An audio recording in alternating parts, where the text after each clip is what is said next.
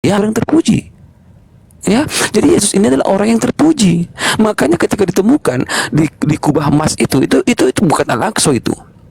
Ya, di kubah emas itu la ilaha illallah Muhammad Rasulullah, ini adalah perkataan hidup kekal di dalam Yohanes 17 ayat 3. Tetapi aneh bin ajaibnya, di abad ke-10, di abad 9, 10, 11, 12, kata Allah di sini ditarik menjadi nama pribadi, kata Muhammad di sini harusnya kata sifat yang terpuji ditarik menjadi nama pribadi. Jadi bermasalah adalah orang yang menghidupkan suatu agama. Itu loh teman-teman. Ya, jadi syahadat itu adalah di kitab Yohanes 17 ayat 3. Inilah hidup yang kekal itu, mengenal engkau satu-satunya Allah yang benar, la ilaha illallah, dan Muhammad yang engkau utus, Yesus Kristus yang engkau utus. Muhammad ini bukan sebuah nama pribadi, tetapi kata sifat yang terpuji. Di mana dalilnya Yesus terpuji? Markus 16 ayat Markus 14 ayat 61 apa 51 itu. Ketika imam besar menanyakan Yesus, apakah engkau yang terpuji?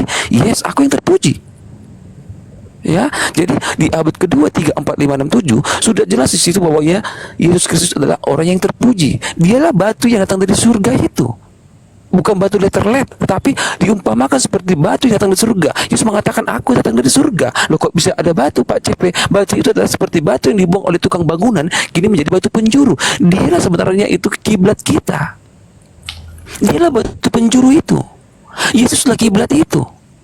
Ya, jangan digantikan dengan batu-batu yang lain. Dialah yang datang dari surga itu. Dialah yang terpuji itu. Dialah Muhammad itu. Jadi artinya apa? Yang terpuji inilah perbuatan, perkataan, itu yang terpuji.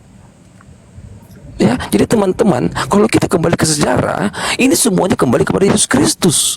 Semuanya adalah Kristus sentris, berpusat kepada Kristus Yesus. Hanya ada beberapa orang yang tak bertanggung jawab mengganti Yesus ini menjadi batu. Dan Muhammad ini sosok yang dihidupkan. Itu sebabnya saya mengatakan, tolong kasih kepada saya sejarah yang mencatat kehidupan Muhammad, nabinya orang Islam, di abad ke-6, di abad ke-7, yang menuliskan dia pernah hidup di luar kitab-kitab oleh saudara muslim. Kalau dia memang pernah hidup. Gitu loh teman-teman. Jadi kata Allah ini bukanlah nama pribadi, tetapi sesembahan. Makanya Musa pun dikatakan Allah. Baca itu kitab kitab mana deh? Musa itu diangkat menjadi Allah bagi Firaun.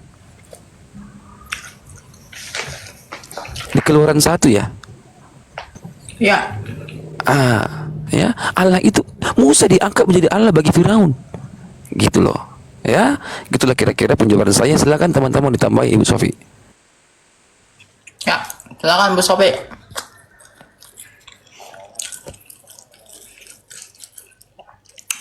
Bu Sofi kayaknya lagi bobo. Di Amerika itu baru pagi. Malam. Begini. Maaf ya. Saya ada lambung. Jadi saya nggak bisa telat makan.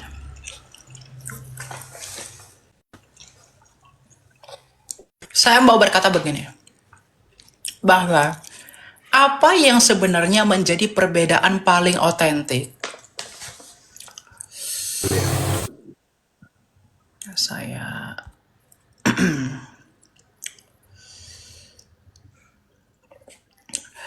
apa sebenarnya yang menjadi perbedaan paling otentik antara Allahnya kita dengan Allahnya mereka? Sesuai dengan sabda Tuhan kita Yesus Kristus.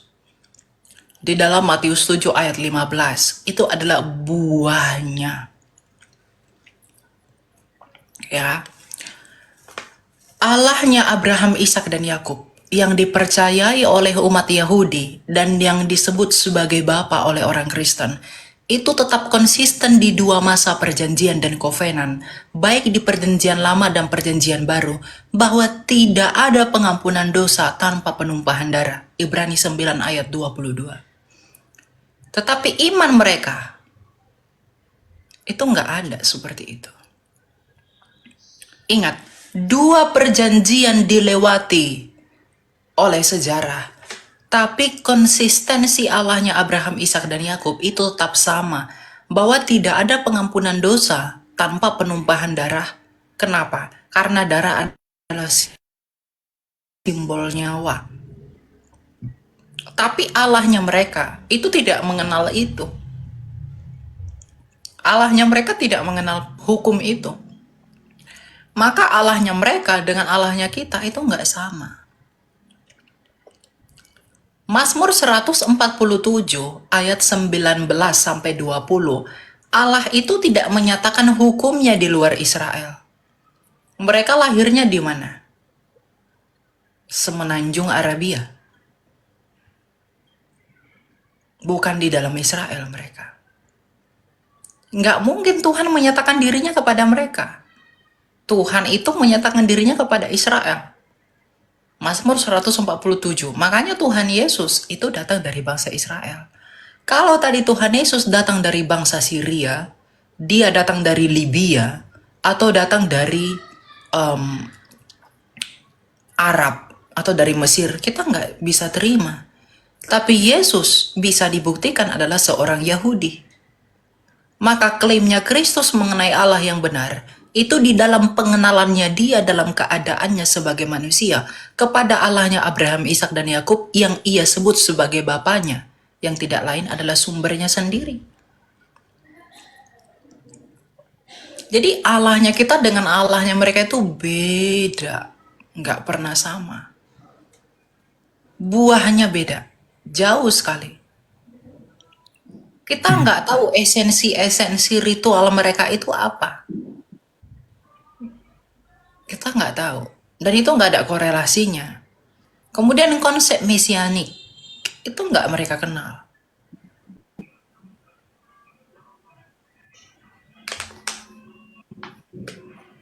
Gitu loh. Ya. Jadi beda. Allahnya kita.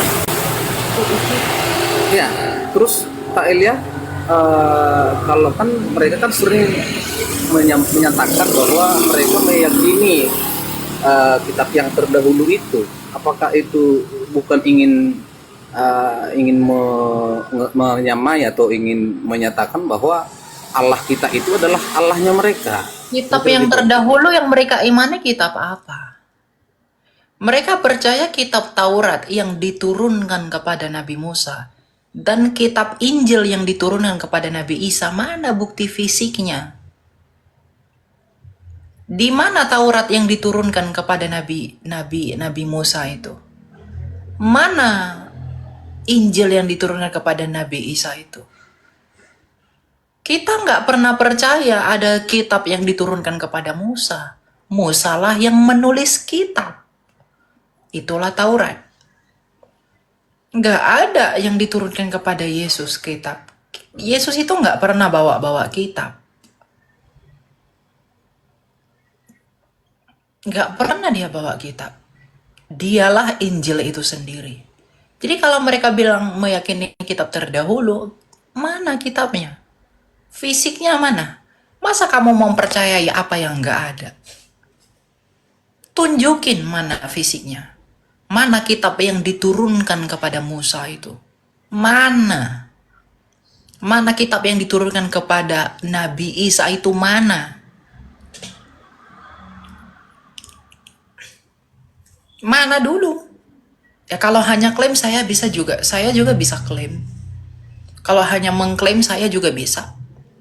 Tapi klaim tanpa bukti itu kan nggak berguna. Saya mengklaim saya pernah dari Amerika. Tapi kalau saya nggak punya track record perjalanan ke Amerika, dari mana orang bisa percaya? Saya mengimani kitab-kitab terdahulu, mana kitabnya? Sudah dipalsukan, mana yang aslinya? Bagian mana yang dipalsukan? Nggak bisa buktiin kan? Ya kalau udah nggak bisa jangan teruskan klaim kamu. Hanya sebatas hipotesa aja.